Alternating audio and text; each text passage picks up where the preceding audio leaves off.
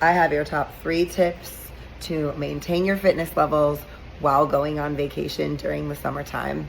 Hi, my name is Reina Herman. I'm the owner of Studio Fit Chicago, where we help women 35 plus feel confident in their own skin using fitness, nutrition, and accountability in a safe and empowering space.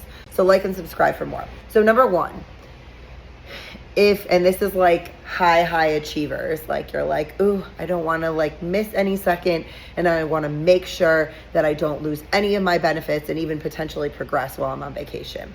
Okay, so if you have your workouts, depending on if you have them in an app or if you have them in a journal, you can do them, right?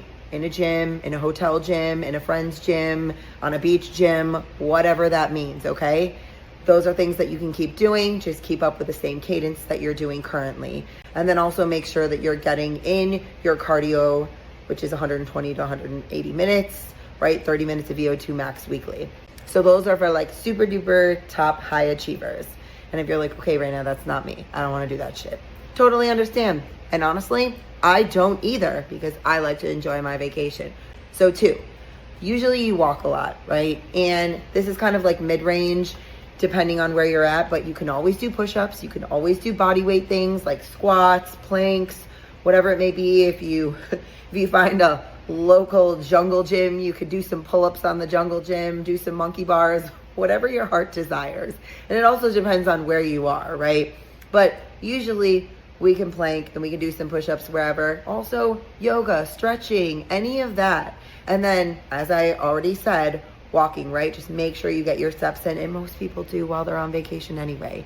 And then 3 is like, okay, I'm not doing really much of any of that, but honestly, walking is going to be your best bet, making sure that you're getting proper rest, right? Now you're on vacation, so please sleep at least 7 to 9 hours. Get that deep and REM sleep. Make sure you're hydrated. So if you're going somewhere super duper warm, normally I would say water would work, but if you just keep peeing out all that water, then an electrolyte pack will help, or just a dash of salt and a little bit of honey or sugar.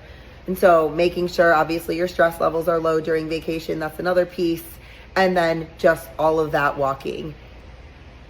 It's not going to be a bad thing. If you are consistent in the gym and you're coming at least 2 to 3 times weekly and you're doing this and you've done it for at least like 6 months, then honestly, a week or 2 off is going to be okay.